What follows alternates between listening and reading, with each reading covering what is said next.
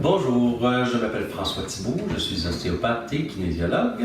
Je travaille à la clinique Spinal Mouvement et je vais vous donner une petite routine pour déterminer quel est le niveau de tension que vous pouvez avoir au niveau de votre avant-bras, le dos de l'avant-bras, et ce que vous pouvez faire pour détendre cette zone-là.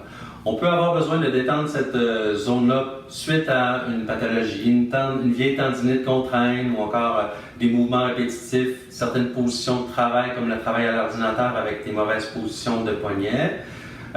Donc d'abord, ce qui est important de savoir, c'est déjà si vous avez des tensions à ce niveau-là. Ça peut être asymptomatique, mais on peut faire ce petit test-là pour vérifier si déjà vous êtes en mesure d'avoir une amplitude normale au niveau de vos poignets. Donc, d'abord, on veut vérifier la capacité de faire une flexion des poignets. S'il y a beaucoup de tension, ça va être plus difficile. Donc, faites attention si vous avez une tendinite au niveau du coude. Vous mettez les mains dos à dos, les doigts allongés. Les coudes sont surélevés par rapport à vos mains et vous voulez soulever les poignets vers le haut tout en abaissant les coudes. Vous devriez normalement avoir un angle de au moins 90 degrés de flexion passive de votre poignet avec l'avant-bras. Si vous êtes déjà à ce niveau-là et que c'est très tendu au niveau de l'avant-bras ou du coude, cessez le test. Vous êtes en mesure de savoir qu'il y a beaucoup de tension. L'étape suivante va être d'être capable de fléchir les doigts comme ceci, tout en gardant les coudes et les poignets fléchis comme ceci. Voilà, donc ça vous allez pouvoir évaluer est-ce qu'il y a un côté qui est plus difficile que l'autre. Sentez-vous des rétractions sur un doigt ou un autre. C'est très possible qu'il y ait des doigts qui arrivent à fermer, mais pas d'autres.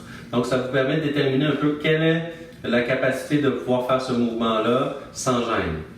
Si vous voulez agir sur le dos de l'avant-bras et détendre les muscles et les fascias qu'on a à ce niveau-là, c'est une zone qui n'est pas très charnue. Si on regarde par rapport à l'avant-bras, il y a des techniques de traitement qu'on peut faire aussi sur l'avant-bras qui sont accessibles de ce côté-ci, mais là je vais vous montrer plus sur le dos de la main, ce qui est moins connu en général par les gens. La façon de travailler, ça va être avec un bâton. Je vous le montre comme ceci, mais on pourrait très bien faire un travail à peu près similaire, mais avec un rouleau de massage, par exemple, les rouleaux de foam. Donc, vous allez d'abord explorer les tensions au niveau de l'avant-bras en faisant un mouvement aller-retour entre le coude et le poignet, en y allant de façon assez superficielle pour commencer.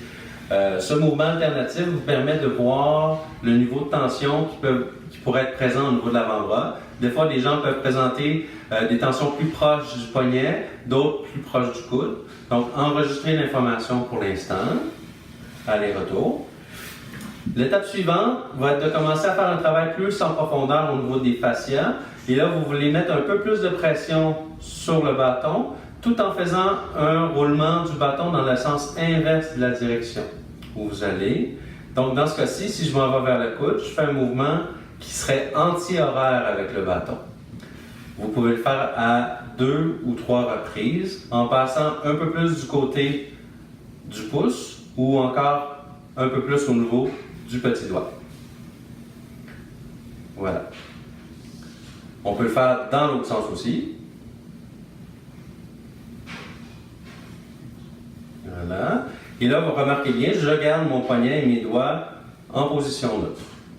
Si vous sentez qu'il y a des zones qui sont plus intenses en douleur, je vous invite à déjà, si vous explorez un certain niveau de douleur, accepter un niveau maximum de douleur qui serait à 4 sur 10. Allez pas à une douleur qui serait à 8 ou 9 sur 10. Donc, restez vraiment dans un niveau de tension plus que de douleur. Si cette zone-là est plus difficile et récalcitrante, puis vous n'arrivez pas à sentir qu'il y a une détente, vous pouvez très bien laisser le bâton en appui sur cette zone-là, tout en rapprochant le poignet vers le haut. Ça va raccourcir l'effet musculaire et vous allez pouvoir sentir que vous pouvez pénétrer un tout petit peu plus dans le muscle ou dans la région et attendre 1 minute environ pour qu'il y ait une détente musculaire. Au bout de la minute, parfois même ça peut prendre jusqu'à 2 minutes pour que ça puisse se détendre, vous relâchez la pression et vous reprenez l'étape précédente qui était de faire la rotation, dans ce cas-ci qui serait horaire, en allant vers le poignet. Voilà.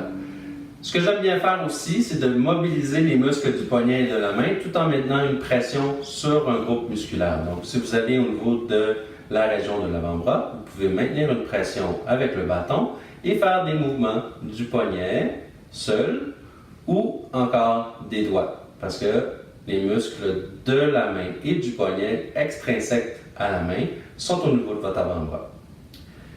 Et là, vous pouvez faire toutes sortes de mouvements, que ce soit dans un sens ou une direction ou une autre. Mais c'est surtout flexion, extension ou déviation vers le petit doigt ou vers le pouce pour cette région-là. Vous vous déplacez, vous pouvez refaire le même mouvement. Donc, de proche en proche, vous pouvez le faire à différents endroits.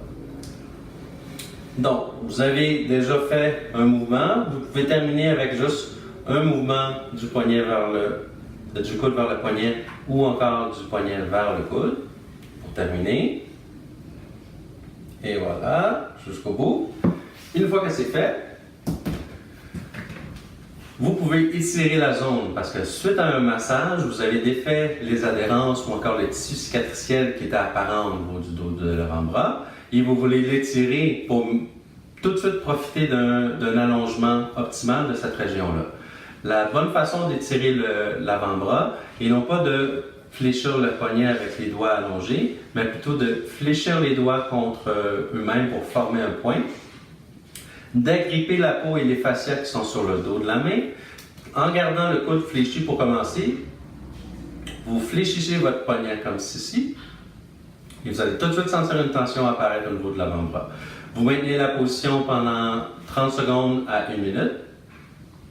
Si cette position est insuffisante comme étirement, vous pouvez très bien le faire avec le coude allongé. Ici, c'est insuffisant également. Vous pouvez le faire avec le poignet et la main qui va vers le bas, tout en gardant le coude en extension.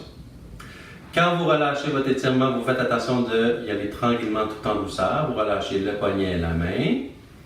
Vous pouvez faire des petits mouvements d'oscillation au niveau de la main aussi et du poignet. Et ensuite de ça, on va vérifier ensuite si ce qu'on a fait a fonctionné. Vous allez mettre les deux mains dos à dos. Vous allez revérifier si vous êtes capable d'atteindre votre 90 degrés et de fléchir les doigts. Donc, en temps normal, vous devriez sentir une tension, diminuer du côté où vous avez travaillé et une meilleure capacité à pouvoir fléchir les doigts sans avoir besoin de soulever le coude ou sentir des tensions apparaître de façon excessive. Donc, voilà, vous reproduisez la même chose de l'autre côté. Idéalement, si vous avez à reproduire ce type de traitement-là au niveau de l'avant-bras, vous pouvez le refaire, mais attendez au moins une journée de repos entre chaque journée où vous allez l'exercer. Voilà, c'est un petit aperçu d'un type d'exercice que vous allez apprendre si vous venez suivre le cours que je vais donner au mois de novembre, le 20 et le 21 novembre à Spinal Mouvement. Si vous voulez plus d'informations à ce sujet-là, contactez à Spinal Mouvement ou encore allez voir le site internet spinalmouvement.com. C'était François Thibault. Merci beaucoup.